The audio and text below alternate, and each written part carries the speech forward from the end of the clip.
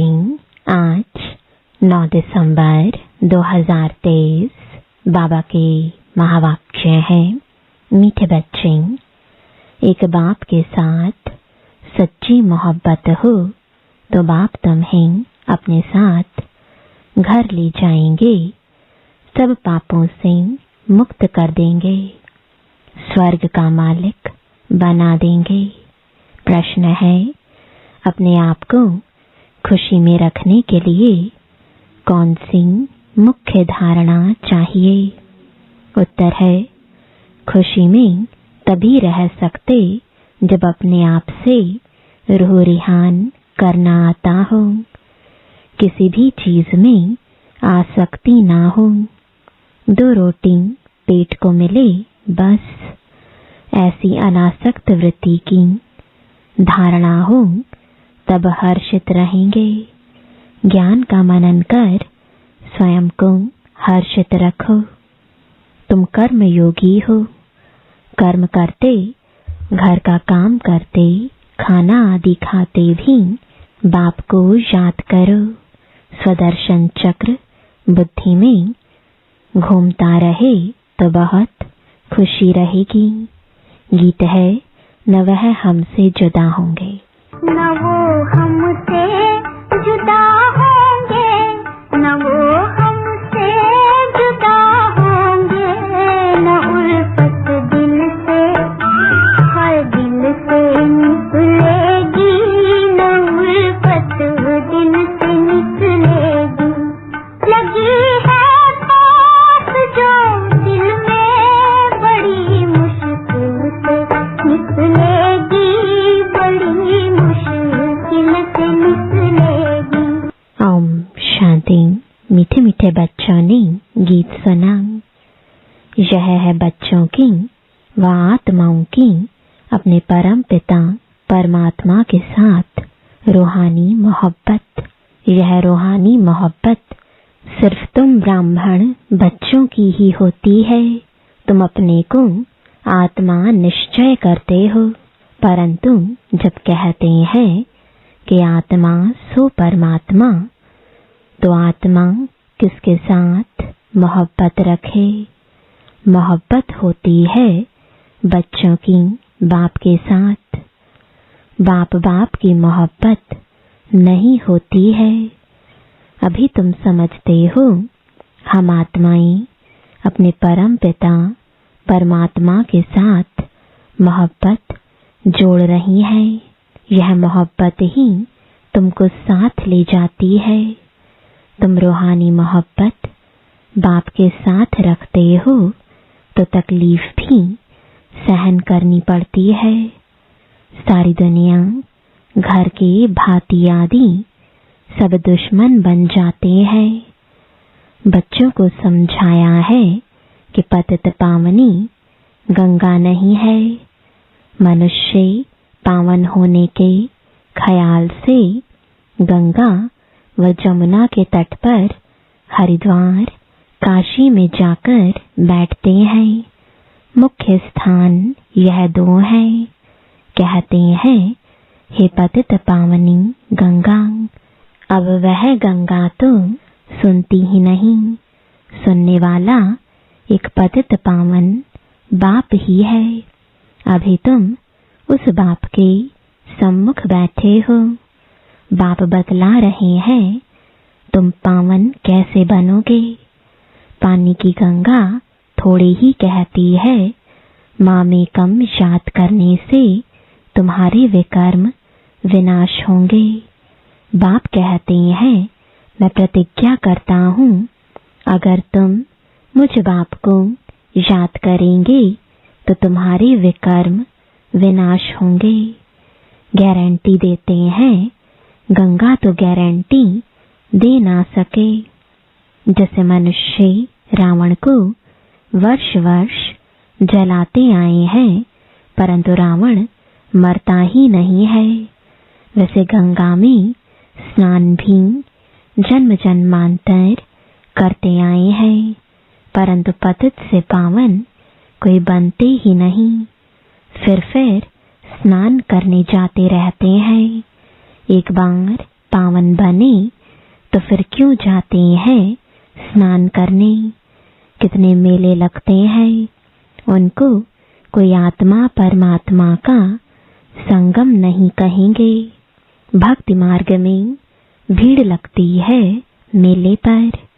अभी तुम बाप के साथ बुद्धि योग लगाते हो। तुम जानते हो हम आत्माएं आशिक बनी है। आत्मा ही भगवान को याद करती है शरीर द्वारा।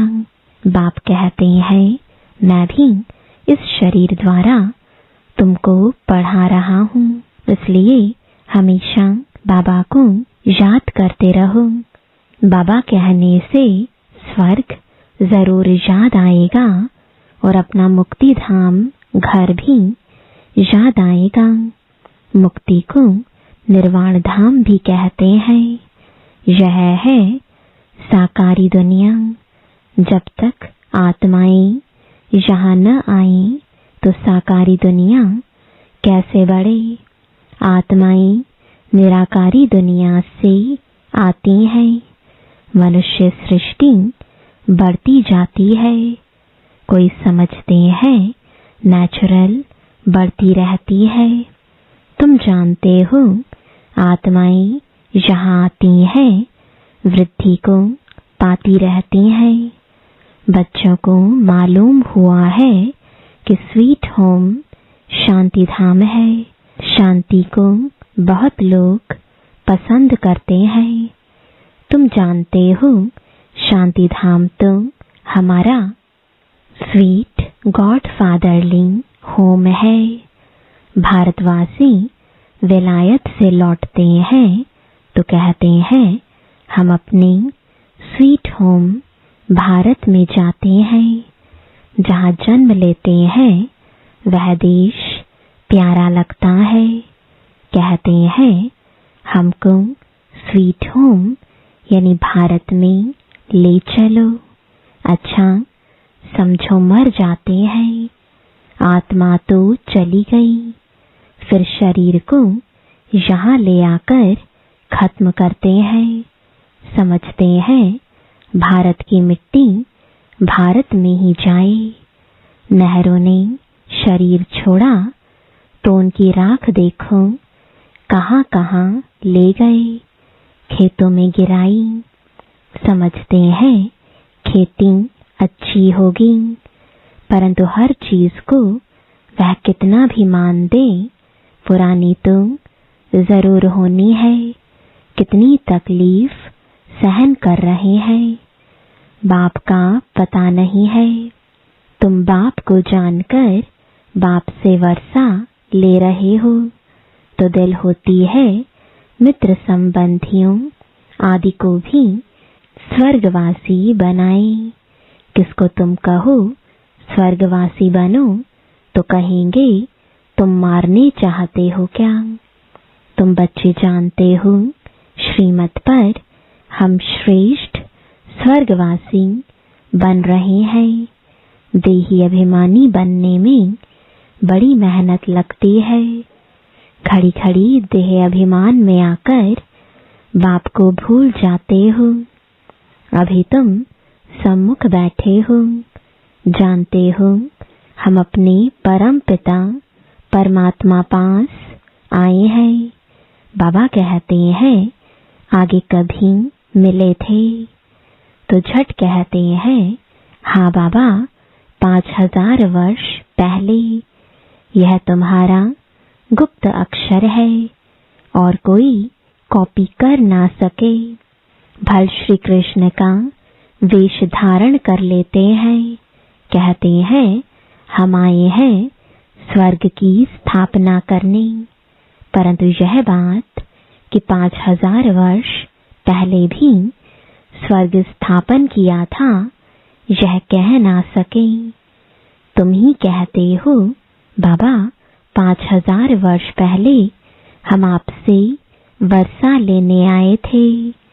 आपने राजयोग सिखाया था।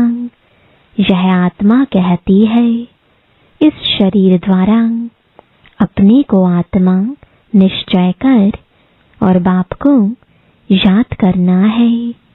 इसमें सर्वव्यापी की तो बात ही नहीं। यह भी नहीं समझते हैं कि ब्रह्मा जरूर साकार में होना चाहिए, जिस द्वारा परमपिता परमात्मा सृष्टि रचते हैं। पतित पावन बाप आकर सो देवी देवता पावन बनाते हैं। बाप ही स्वर्ग का रचयिता है, तो जरूर स्वर्ग में मनुष्य चाहिए।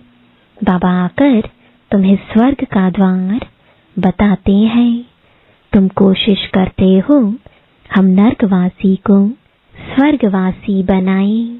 कोई बड़े आदमी को सीधा कहो तुम पतित नर्कवासी हो तो कितना बिगड़ पड़ेंगे। अभी तुम जानते हो हम नर्क से निकल स्वर्ग में जा रहे हैं। अभी हम संगमवासी हैं। हम आत्माएं अब जा रही हैं इस शरीर को छोड़ बाबा के साथ बाबा के घर। यह है तुम्हारी रूहानी यात्रा। बाबा की याद में रहना है। समझते हो यह शरीर जहाँ तक रहेगा वहाँ तक यात्रा चालू है। कर्म भी तो करना है। भल खाओ पियो, खाना पकाओ, जितना समय मिले बाप को जरूर याद करना है। दफ्तर में बैठते हो, देखो फुर्सत है तो बाबा की याद में बैठ जाओ। बहुत कमाई है। ट्रेन में सफर करते हो, उस समय तो कोई काम नहीं रहता है। बैठे हुए बाबा को याद करते रहो। अभी हम बाबा के पास जाते हैं। बाबा परम धाम से हमको लेने लिए आया है। अच्छा, शाम को घर का खाना आदि पकाते हो तो भी एक दो को याद दिलाओ। आओ हम अपने बाप की याद में बैठे। पॉइंट भी एक दो को सुनाओ।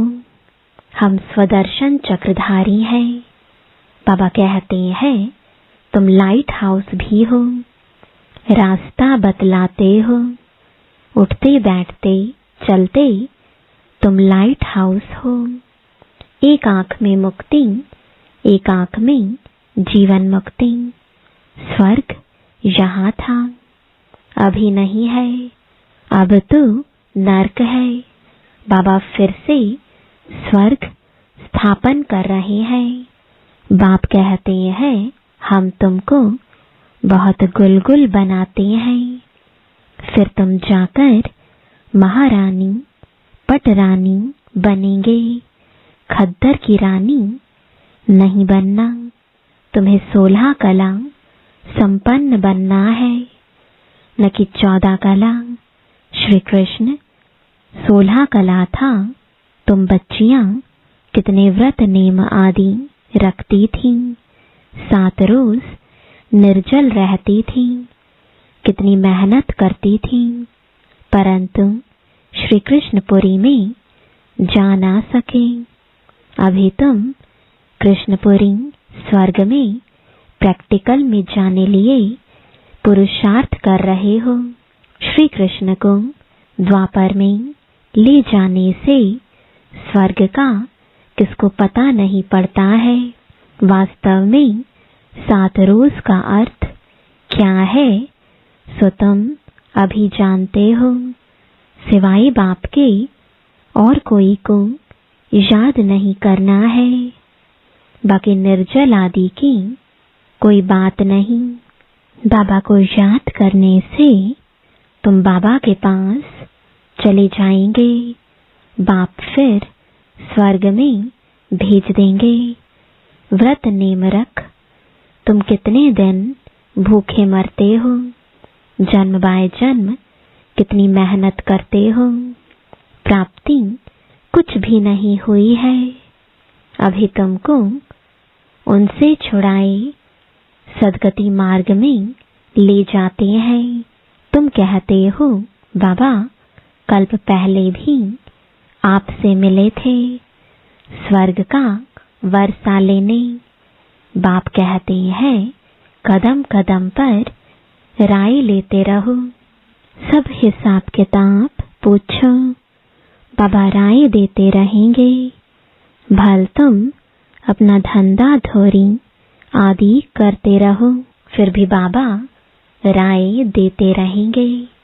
देखेंगे यह बहुत धंधे में घुस पड़े हैं तो राय देंगे। क्यों इतना माथा मारते हो, कितना समय तुम जिएंगे। पेट तो एक दो रोटी मांगता है, उनसे गरीब भी चलते तो साहूकार भी चलते हैं। साहूकार लोग अच्छी रीति खाते हैं, फिर रोगी भी बनते हैं। ढील लोग देखो कितने मजबूत रहते हैं, और खाते क्या है, कितना काम करते हैं। अपनी कुटिया में वह खुश रहते हैं। तो इस समय तुम्हें और सब आशाएं छोड़ देनी चाहिए। 2 रोटी मिली, पेट भरा, बस बाप को याद करना है। तुम हो रूहानी बच्चे, परम पिता परमात्मा माशूक के आशिक बने हो। जितना बाबा को याद करेंगे उतना विकर्म विनाश होंगे, और जिसको याद करते हो उनसे जाए मिलेंगे। कई चाहते हैं साक्षात्कार हो, यह हो। बाबा कहते हैं घर बैठे भी तुमको हो सकता है। शिव बाबा को याद करने से तुमको वैकुंठ का साक्षात्कार होगा। श्री कृष्णपुरी देखेंगे। यहाँ तो बाबा तुमको वैकुंठ का मालिक बना देते हैं। सिर्फ साक्षात्कार की बात नहीं, मेरे को याद करो, क्योंकि मैं आया हूँ तुमको ले जाने। शिव बाबा को याद करना है, वही श्री कृष्णपुरी का मालिक बनाने वाला है। श्री कृष्ण तो नहीं बनाएंगे। शिव बाबा को याद करने से तुमको वैकुंठ की बादशाही मिलती है। अब वह परम धाम से आया हुआ है। जरूर आए हैं, तब तो मंदिर यादगार बना है ना। शिव का मंदिर है, शिव जयंती भी मनाते हैं ना। परंतु वह भारत में कैसे आते हैं यह किसको पता नहीं है। श्री कृष्ण के तन में तो नहीं आते। श्री कृष्ण होता ही है सतयुग में। शिव का बड़ा भारी मंदिर है, श्री कृष्ण का इतना बड़ा नहीं है। सोमनाथ का मंदिर कितना बड़ा है। श्री कृष्ण के मंदिर में राधे कृष्ण को बहुत गहने दिखाते हैं। शिव के मंदिर में कभी गहने नहीं देखेंगे। अब वह शिव बाबा तो बड़े महलों में रहता नहीं, रहता है श्री कृष्ण। बाबा कहते हैं मैं महलों में रहता ही नहीं हूँ, परंतु भक्ति मार्ग में कितना बड़ा आलीशान हीरे जवाहरों का मंदिर बनाया है। जिनको शिव बाबा द्वारा स्वर्ग का वर्षा मिला है, उन्होंने उनका मंदिर इतना ऊंच बनाया है। यादगार के लिए कितना बड़ा मंदिर बनाया है, तो वह खुद कितने ना साहूकार होंगे। मंदिर बहुत अच्छा बनाते हैं। बॉम्बे में बाबूरी नाथ में शिव का मंदिर है। लक्ष्मी नारायण का माधव बाग में है। बाप कहते हैं हम तुमको स्वर्ग का मालिक बनाते हैं। तो भक्ति मार्ग में तुम कितना भारी मंदिर बनाते हो, और अभी देखो कैसे झोपड़ी में बैठा हूँ, तुम्हारा भी नाम बाला होना है। तुम जानते हो हमारा फिर मंदिर बनेगा। हमारे बाप शिव के भी बहुत मंदिर है। कमाल है, जिन्होंने सोमनाथ का मंदिर बनाया था वो कितने धनवान होंगे। अभी तो कितना गुप्त हूँ, कोई को पता नहीं। तुम जान गए हो, फिर कैसे शिव बाबा का मंदिर बनाना पड़ेगा। भक्ति मार्ग में आएंगे मम्मा बाबा, जो पहले नंबर में पूज्य बनते हैं, वैकुंठ के मालिक बनते हैं। फिर पहले पहले पुजारी बन मंदिर भी उनको ही बनाना है। तो दिल में कहेंगे ना, हम ही पुजारी बन मंदिर बनाएंगे। ऐसी ऐसी बातों में रमण करने से फिर यह पुरानी दुनिया भूल जाएगी। आपस में भी ऐसी ऐसी बातें करनी चाहिए, तो तुमको खुशी बहुत रहेगी। अपने से रूह रिहान करो। सुप्रीम रूह बैठ तुम्हारी रूह को रिझाते हैं, इस ज्ञान से हर्षित बनाते हैं।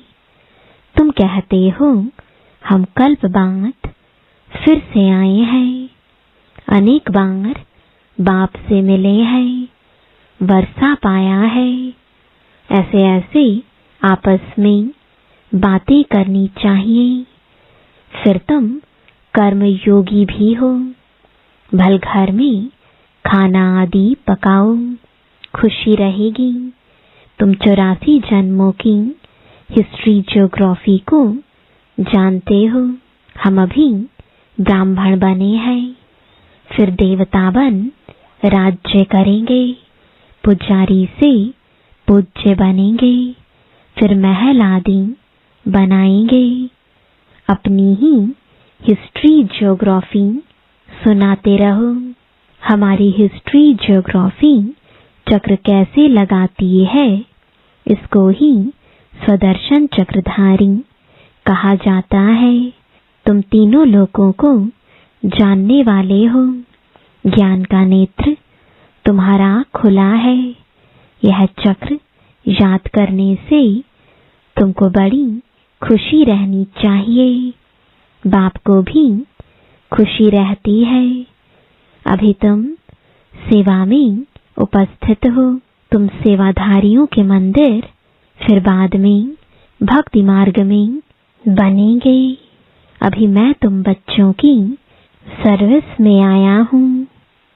तुमको स्वर्ग का पूरा वर्षा देने आया हूँ। जितना जो पुरुषार्थ करेंगे उस अनुसार स्वर्ग के मालिक बनेंगे। अच्छा, मीठे मीठे सिकिलदे बच्चों प्रति माता पिता बाप दादा का याद प्यार और गुड मॉर्निंग। रूहानी बाप की रूहानी बच्चों को नमस्ते। रूहानी बच्चों की रूहानी बाप दादा को गुड मॉर्निंग और नमस्ते। धारणा के लिए मुख्य सार है। पहला, चलते फिरते लाइट हाउस बन सभी को रास्ता बताना है। सब आशाएं छोड़ एक बाप की याद में रहना है। बाप से राय लेते रहना है। दूसरा, ज्ञान की बातों में ही रमण करना है। अपने आप से बातें करनी है। स्वदर्शन चक्र फिराते सदा हर्षित रहना है। वरदान है, योग की धूप में आंसुओं की टंकी को सुखाकर रोना प्रूफ बनने वाले सुख स्वरूप भव। कई बच्चे कहते हैं कि फलाना दुख देता है इसलिए रोना आता है, लेकिन वह देते हैं, आप लेते क्यों हो? उनका काम है देना, आप लो ही नहीं। परमात्मा के बच्चे कभी रो नहीं सकते। रोना बंद। न आंखों का रोना, न मन का रोना। जहाँ खुशी होगी वहाँ रोना नहीं होगा। खुशी व प्यार के आंसू को रोना नहीं कहा जाता। तो युग की धूप में आंसुओं की टंकी को सुखा दो। विघ्नों को खेल समझो तो सुख स्वरूप बन जाएंगे। स्लोगन है, साक्षी रहकर पाठ बजाने का अभ्यास हो तो टेंशन से परे स्वतः अटेंशन में रहेंगे। ओम शांति।